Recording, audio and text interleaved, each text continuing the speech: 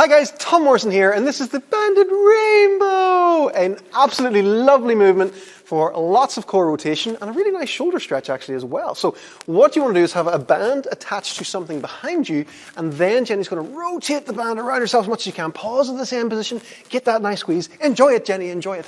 And then from there, she's going to come back around. She's going to reach up nice and slowly, get a nice stretch in the lats and the shoulders, and then brings herself back down on the other side, and then wraps it around on the other side with a wee pause as well. Any point in this movement, you can add a wee pause in, and it makes an anti-rotational movement. Oh yes, sir. So from here, we just work on our reps. So 10 each side, moving nice and slow.